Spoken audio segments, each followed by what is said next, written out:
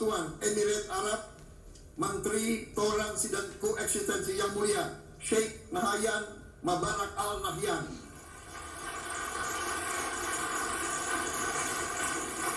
Utusan Khusus Presiden Republik Arab Mesir, Menteri Wakaf Yang Mulia Osama Al Azhari, Utusan Khusus Presiden Turkiye, Menteri Pertahanan Yang Mulia Jenderal Yasar Guler,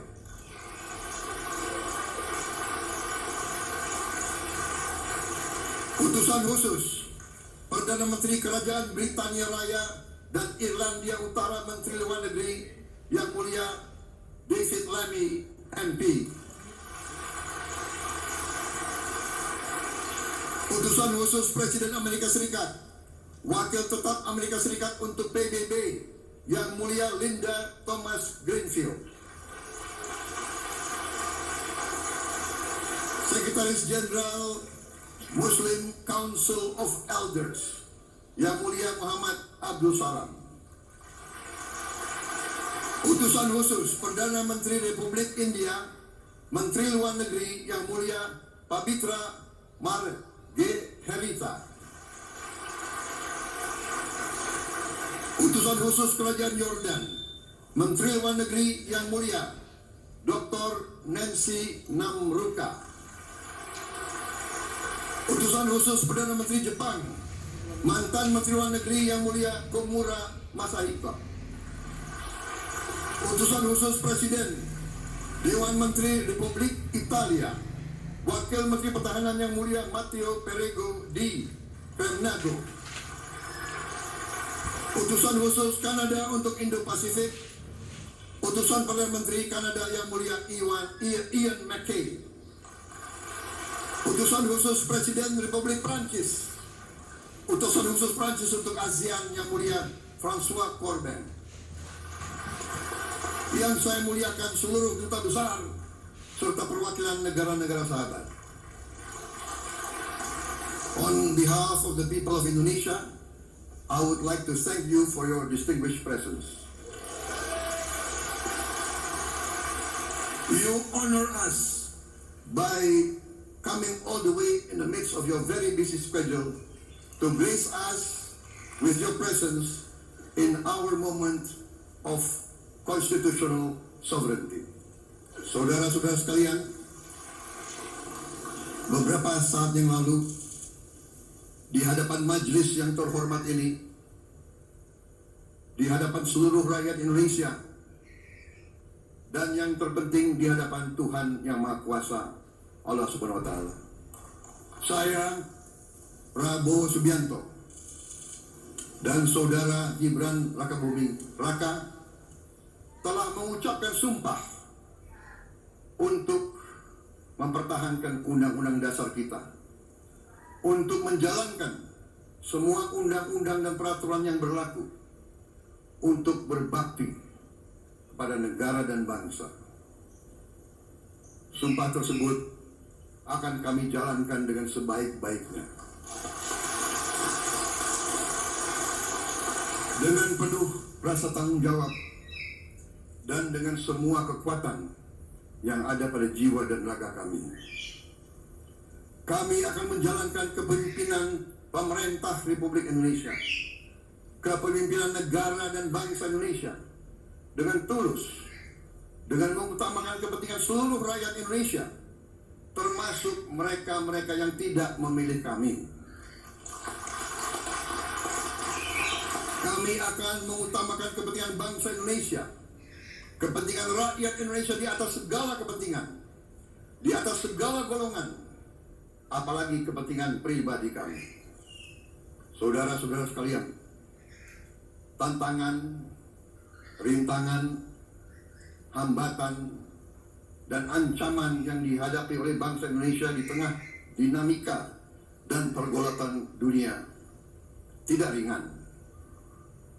Saudara-saudara sekalian, kita paham, kita mengerti bahwa karunia yang diberikan oleh Yang Maha Kuasa kepada kita sungguh sangat besar dan sungguh sangat beragam. Kita memiliki luas wilayah daratan dan lautan yang sangat besar. Kita memiliki kekayaan alam yang sangat besar. Kita mengerti bahwa sumber alam ini terdiri dari sumber-sumber alam yang sangat penting untuk kehidupan manusia di abad ke-21 dan seterusnya. Namun, di tengah segala karunia tersebut, di tengah segala kelebihan yang kita miliki, yang memang membuat kita harus menghadapi masa depan dengan optimis, tetapi kita pun harus berani untuk melihat hambatan, tantangan, rintangan, ancaman, dan kesulitan yang ada di hadapan kita. Saya selalu mengajak saudara-saudaraku sebangsa dan setanah air untuk menjadi bangsa yang berani, bangsa yang tidak takut tantangan, bangsa yang tidak takut rintangan, bangsa yang tidak takut ancaman. Saudara-saudara sekalian, sesungguhnya sejarah kita adalah sejarah dengan penuh kepahlawanan, penuh pengorbanan, penuh keberanian. Tidak hanya pemimpin-pemimpin, tapi keberanian rakyat kita menghadapi segala tantangan, bahkan invasi dari bangsa lain. Saudara-saudara sekalian, kita paham dan kita mengerti bahwa kemerdekaan kita bukan hadiah. Kemerdekaan kita dapat dengan pengorbanan yang sangat besar. Saudara-saudara sekalian, dan kita harus paham dan ingat selalu, pengorbanan yang paling besar adalah pengorbanan dari rakyat kita yang paling miskin, wong cilik yang berjuang, yang memberi makan kepada pejuang-pejuang. Janganlah kita lupa, waktu kita perang kemerdekaan, kita tidak punya anggaran, kita tidak punya APBN, pasukan kita tidak digaji. Siapa yang memberi makan kepada kita? Yang beri makan adalah para petani di desa-desa. Yang beri makan adalah para nelayan. Yang beri makan adalah para pekerja. Terus-menerus mereka yang mendirikan Republik Indonesia. Sekarang saya mengajak saudara-saudara, terutama unsur pimpinan dari semua kalangan, dari kalangan cendekiawan, dari kalangan ulama, dari kalangan pengusaha, dari kalangan pemimpin politik, dari kalangan pemuda dan mahasiswa. Mari kita berani menghadapi tantangan-tantangan tersebut. Saudara-saudara sekalian, tantangan yang besar yang kita hadapi ada yang berasal dari luar kita. Tapi harus kita akui, harus kita berani mengakui, banyak tantangan, banyak kesulitan, banyak rintangan yang berasal dari diri kita sendiri. Ada tantangan-tantangan, kesulitan-kesulitan yang terjadi karena kita kurang waspada. Karena kadang-kadang kita tidak handal dan tidak piawai dalam mengurus kekayaan kita sendiri. Saudara-saudara sekalian, marilah kita berani mawas diri. Marilah kita berani menatap wajah kita sendiri. Dan mari kita berani memperbaiki diri kita sendiri. Marilah kita berani mengoreksi diri kita sendiri. Saudara-saudara sekalian, kita harus menghadapi kenyataan bahwa masih terlalu banyak kebocoran, penyelewengan, korupsi di negara kita. Ini adalah yang membahayakan masa depan kita dan masa depan anak-anak kita dan cucu-cucu kita. Kita harus berani mengakui terlalu banyak kebocoran-kebocoran dari anggaran kita, penyimpangan-penyimpangan, kolusi di antara para pejabat politik, pejabat pemerintah, di semua tingkatan, dengan pengusaha-pengusaha yang nakal, pengusaha-pengusaha yang tidak patriotik. Janganlah kita takut untuk melihat realita ini. Kita masih melihat sebagian saudara-saudara kita yang belum menikmati hasil kemerdekaan. Terlalu banyak saudara-saudara kita yang berada di bawah garis kemiskinan. Terlalu banyak anak-anak kita yang berangkat sekolah tidak makan pagi. Terlalu banyak anak-anak kita yang tidak punya pakaian untuk berangkat sekolah. Saudara-saudara sekalian, kita sebagai pemimpin politik, jangan kita terlalu senang melihat angka-angka statistik yang membuat kita terlalu cepat gembira, terlalu cepat puas, padahal kita belum melihat gambaran sepenuhnya. Kita merasa bangga bahwa kita diterima di kalangan G20. Kita merasa bangga bahwa kita disebut ekonomi ke-16 terbesar di dunia. Tapi apakah kita sungguh-sungguh paham? Apakah kita sungguh-sungguh melihat gambaran yang utuh dari keadaan kita? Apakah kita sadar bahwa kemiskinan di Indonesia masih terlalu besar? Apakah kita sadar bahwa rakyat kita dan anak-anak kita banyak yang kurang gizi? Banyak rakyat kita yang tidak dapat pekerjaan yang baik.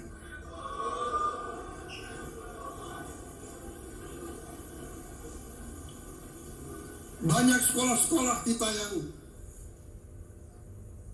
tidak terurus. Saudara-saudara sekalian,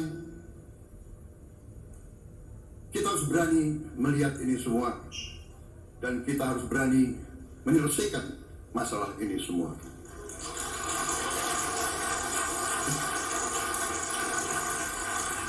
Saudara-saudara sekalian, saya mengajak kita semua, marilah kita berani melihat kenyataan. Kita boleh bangga dengan prestasi kita, tapi marilah kita jangan tertegun, jangan terlalu cepat puas, jangan terlalu cepat gembira dengan menutup mata dan hati kita terhadap tantangan-tantangan dan penderitaan saudara-saudara kita. Saudara-saudara sekalian, kita tidak boleh memiliki sikap seperti burung unta yang kalau melihat sesuatu yang tidak enak, ia memasukkan kepalanya dalam tanah. Mari kita menatap ancaman dan bahaya dengan gagah. Marilah kita menghadapi kesulitan dengan berani. Saudara-saudara sekalian, marilah kita berhimpun. Marilah kita bersatu untuk mencari solusi-solusi, mencari jalan keluar dari ancaman dan bahaya tersebut. Saudara-saudara sekalian, saya telah mencanangkan bahwa Indonesia harus segera swasembada pangan dalam waktu yang sesingkat-singkatnya. Kita tidak boleh tergantung sumber makanan dari luar. Dalam krisis, dalam keadaan genting, tidak ada yang akan mengizinkan barang-barang mereka untuk kita beli.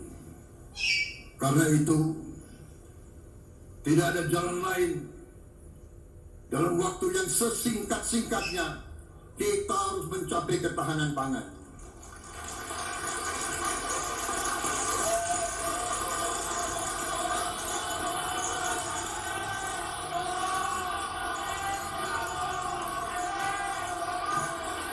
Kita harus mampu memproduksi dan memenuhi kebutuhan pangan seluruh rakyat Indonesia. Saya sudah mempelajari bersama pakar-pakar yang membantu saya. Saya yakin paling lambat 4-5 tahun kita akan swasembada pangan. Bahkan kita siap menjadi lumbung pangan dunia.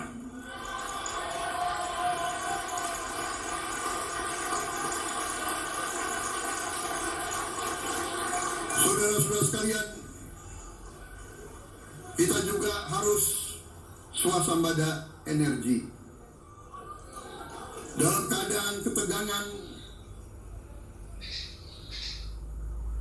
dalam keadaan kemungkinan terjadi perang di mana-mana, kita harus siap dengan kemungkinan yang paling jelek. Negara-negara lain harus memikirkan kepentingan mereka sendiri. Kalau terjadi hal yang tidak kita inginkan, sulit akan kita dapat sumber energi dari negara lain. Karena itu, kita harus swasembada energi dan kita mampu untuk swasembada energi. Kita diberi karunia oleh Tuhan Maha Besar tanaman-tanaman yang membuat kita bisa tidak tergantung bangsa lain. Tanaman-tanaman seperti kelapa sawit bisa menghasilkan solar dan bensin. Kita juga punya tanaman-tanaman lain seperti singkong, tebu, sagu, jagung, dan lain-lain. Kita juga punya energi bawah tanah, geotermal yang cukup. Kita punya batu bara yang sangat banyak. Kita punya energi dari air yang sangat besar. Saudara-saudara sekalian, pemerintah yang saya pimpin nanti akan fokus untuk mencapai swasembada energi. Kita juga harus mengelola air kita dengan baik. Alhamdulillah kita punya sumber air yang cukup dan kita sudah punya teknologi menghasilkan air yang murah dan yang bisa memenuhi kebutuhan kita. Saudara-saudara sekalian, juga semua subsidi, bantuan kepada rakyat kita yang masih dalam keadaan susah, harus kita yakin subsidi-subsidi itu sampai kepada mereka yang butuhkan. Kita harus berani meneliti dan kalau perlu kita rubah subsidi itu harus kepada langsung keluarga-keluarga yang membutuhkan itu. Dengan teknologi digital kita akan mampu sampai subsidi itu sampai ke setiap keluarga yang membutuhkan. Tidak boleh aliran-aliran bantuan itu tidak sampai ke mereka yang butuh itu. Saudara-saudara, anak-anak kita semua harus bisa makan bergizi minimal 1 kali sehari. Dan itu akan kita lakukan dan itu bisa kita lakukan, saudara sekalian.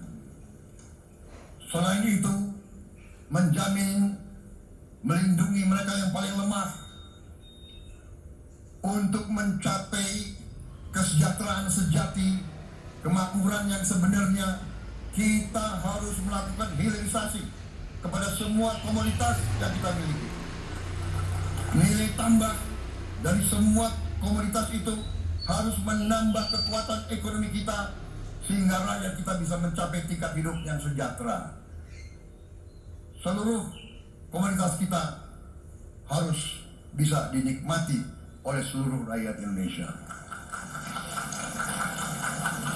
Saya sudah katakan, kita harus berani menghadapi dan memberantas korupsi dengan perbaikan sistem, dengan penegakan hukum yang tegas, dengan digitalisasi.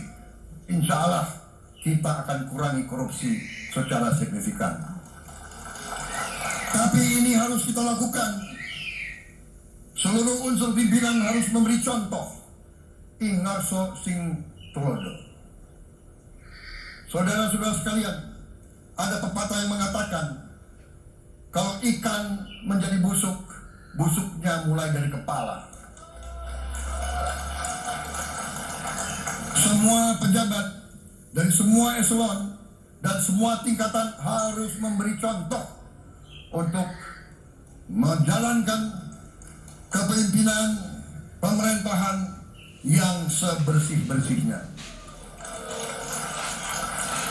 Mulai dengan contoh dari atas, dan sesudah itu penegakan hukum yang tegas dan keras. Saudara-saudara sekalian, semua kita percaya dan kita yakin kita akan punya kekuatan untuk bisa menghilangkan kemiskinan dari bumi Indonesia. Ini sasaran yang berat. Bahkan banyak yang mengatakan bahwa ini sesuatu yang tidak mungkin. Saudara-saudara, pemimpin yang berani, pemimpin yang baik akan terpanggil untuk menghadapi yang tidak mungkin dan mencari jalan agar yang tidak mungkin kita atasi.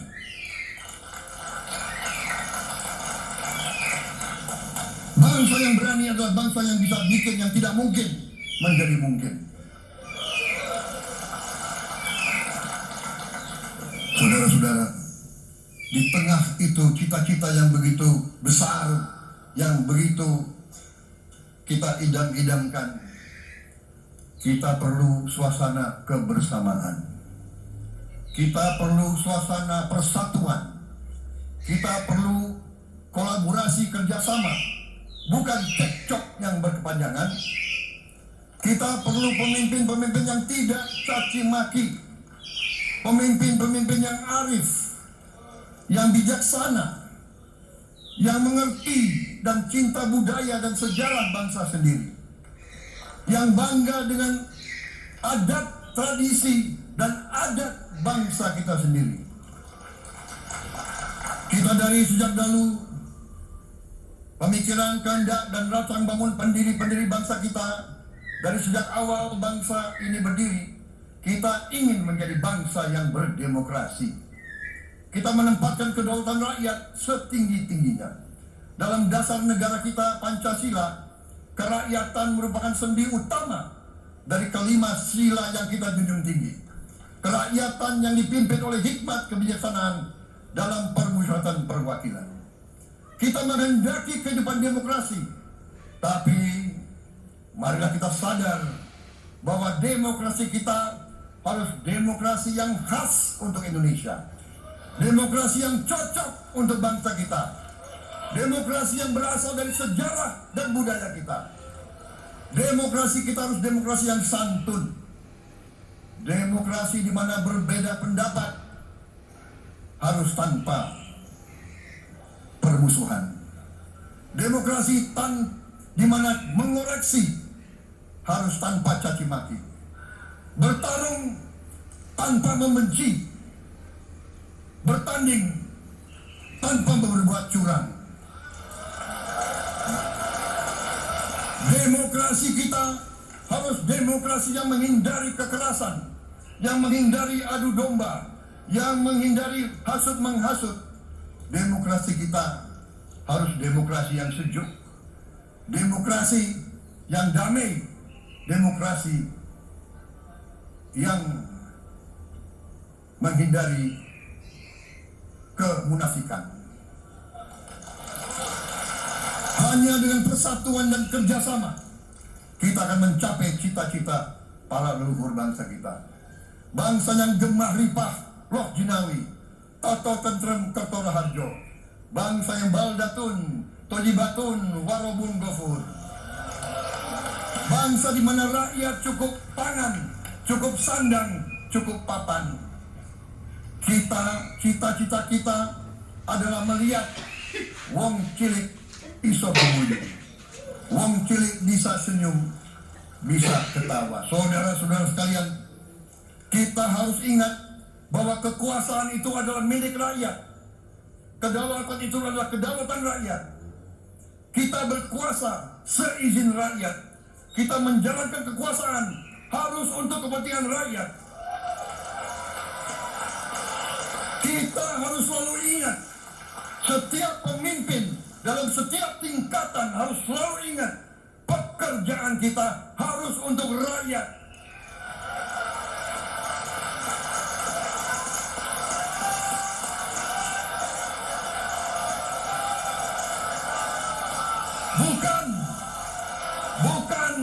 Bukan kita bekerja untuk diri kita sendiri. Bukan kita bekerja untuk kerabat kita. Bukan kita bekerja untuk pemimpin-pemimpin kita. Pemimpin yang harus bekerja untuk rakyat.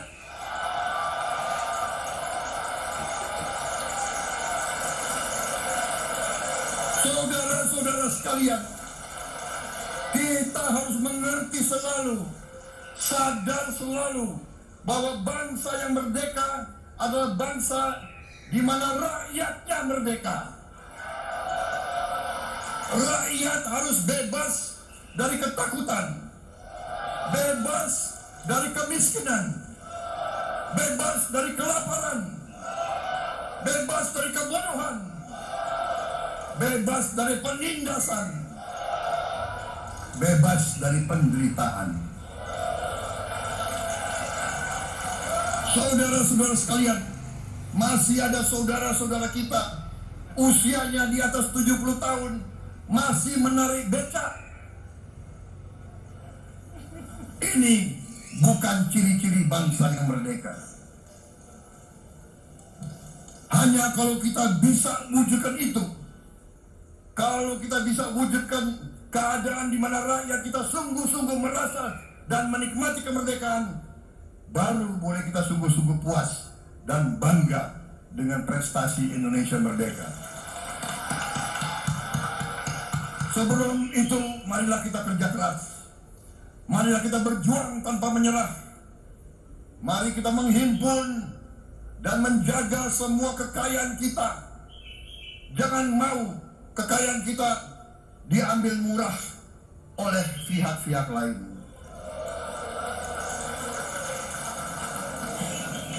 Saudara-saudara sekalian, semua kekayaan kita harus sebesar-besarnya untuk kepentingan dan kemakmuran rakyat kita.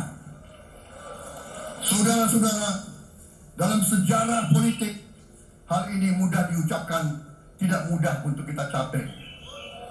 Tapi kita bisa capai kalau kita bersatu dan bekerja sama. Marilah kita bangun masa depan bersama.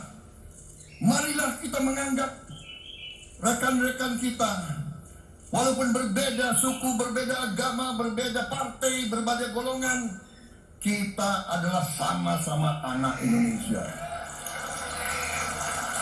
Bertanding, semangat. Sesudah bertanding, mari kita berhimpun kembali.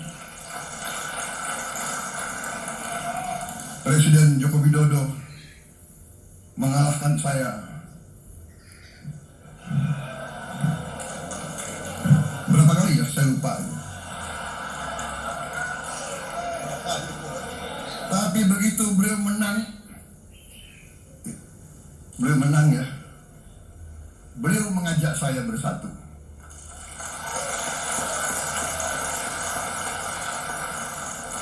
Dan saya menerima ajakan itu.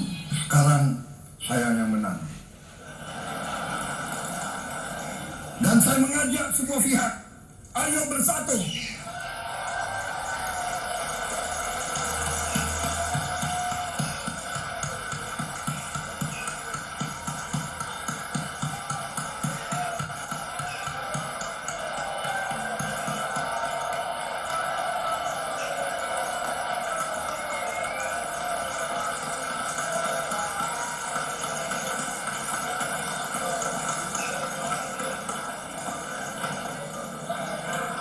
Saudara-saudara sekalian, dalam menghadapi dunia internasional, Indonesia memilih jalan bebas aktif, non-blok, non-aligned. Kita tidak mau ikut fakta-fakta militer manapun.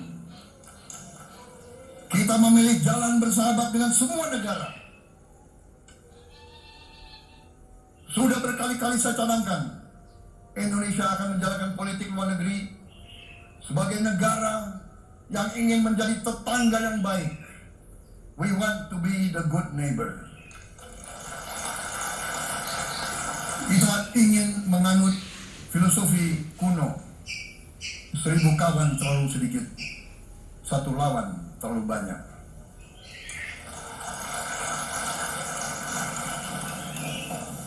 Saudara-saudara sekalian, dengan demikian kita ingin menjadi sahabat semua negara. Tapi kita punya prinsip. Prinsip kita adalah prinsip anti penjajahan. Karena kita pernah mengalami penjajahan, kita anti penindasan. Karena kita pernah ditindas, kita anti rasialisme, kita anti apartheid. Karena kita pernah mengalami apartheid. Waktu kita dijajah, bahkan kita digolongkan lebih rendah dari anjing. Banyak prasasti dan marmer, banyak papan-papan di mana disebut Honden and Inlander Verboden. Saya masih lihat prasasti di kolam renang Manggarai tahun 78, Honden and Inlander Verboden. Saudara-saudara, karena itu kita punya prinsip, kita harus solider, kita harus membela rakyat-rakyat yang tertindas di dunia ini. Karena itu kita mendukung kemerdekaan rakyat Palestina.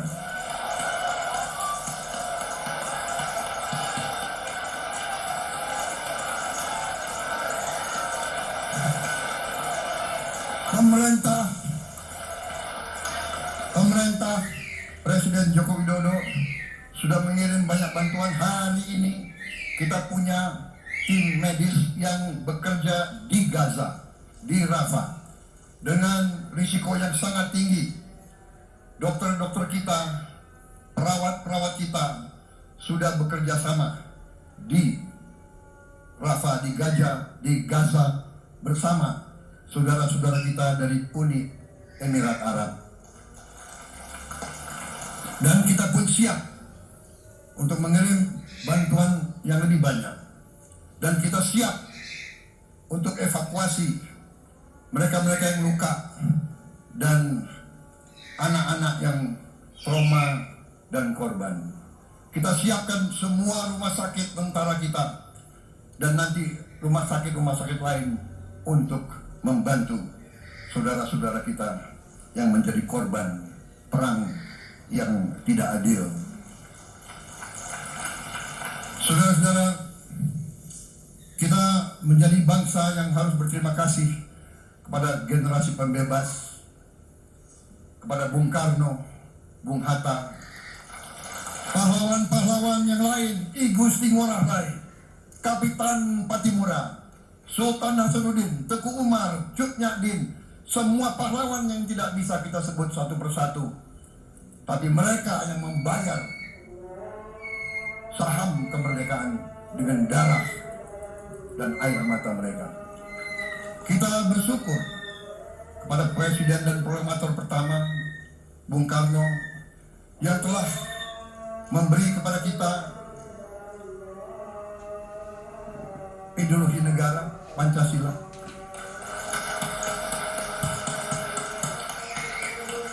Yang keluar masuk penjara, dibuang di mana-mana dari sejak muda karena memperjuangkan Indonesia merdeka. Indonesia tidak mau menjadi darah bagi bangsa-bangsa lain. Soekarno, Hatta, Syahrir, semua pendiri bangsa ini berkorban dan telah memimpin kita dengan baik. Kita juga bersyukur kepada Presiden Soeharto yang banyak jasanya dalam menyelamatkan dan mengamankan ideologi Pancasila itu sendiri, yang telah meletakkan dasar bagi Indonesia yang modern. Kita berterima kasih kepada Presiden Habibie yang telah membuat dasar untuk kita meraih dan menguasai ilmu pengetahuan dan teknologi. Kita berterima kasih kepada Presiden Abdurrahman Wahid yang telah memberi contoh toleransi antar agama, antar suku, yang menjunjung tinggi inklusif, Indonesia yang inklusif dan toleran. Kita berterima kasih kepada Presiden Megawati yang menyelesaikan masalah-masalah ekonomi akibat crash tahun 98. Harus diakui, di bawah pemerintah Megawati, masalah perusahaan-perusahaan yang banyak hancur dapat diperbaiki dan diselamatkan. Kita harus berterima kasih kepada Presiden Susilo Bambang Yudhoyono yang memimpin Indonesia di saat krisis yang sangat berat, menghadapi tsunami, menyelesaikan bersama Wakil Presiden Yusuf Kala, menyelesaikan pertikaian di Aceh yang sudah berjalan begitu lama. Ini prestasi yang harus kita akui. Saudara-saudara sekalian, mereka semua dengan cara masing-masing memiliki sumbangsih terhadap apa yang sekarang kita nikmati. Negara kesatuan yang utuh, yang berdaulat, yang merdeka, yang terus menjaga dan berjuang untuk kemerdekaan dan keadilan. Saudara-saudara sekalian, sekarang kita ucapkan terima kasih juga kepada Presiden Republik Indonesia yang ke-7. Presiden Joko Widodo dengan Wakil Presiden Profesor Ma'ruf Amin. Terima kasih atas kepemimpinan Bapak. Terima kasih atas kenegarawanan Bapak. Bapak telah menakodai bangsa ini melalui krisis-krisis yang sungguh sangat berat. Jangan kita merasakan hari ini. Ingat waktu COVID, kita bahkan keluar dari rumah kita takut. Saya saksi, saya menterinya beliau, semua pihak dalam dan luar negeri telepon terus, menekan beliau terus, minta lockdown, lockdown, lockdown. Beliau menolak. Beliau berpikir, kalau kita lockdown, bagaimana wong cilik, bagaimana warung Tegal, bagaimana ojol, bagaimana rakyat-rakyat yang makannya dari upah harian. Jangan kita lupa prestasi pemimpin-pemimpin kita. Terima kasih Pak Jokowi, terima kasih Profesor Ma'ruf Amin. Anda telah berjasa, Anda akan dikenang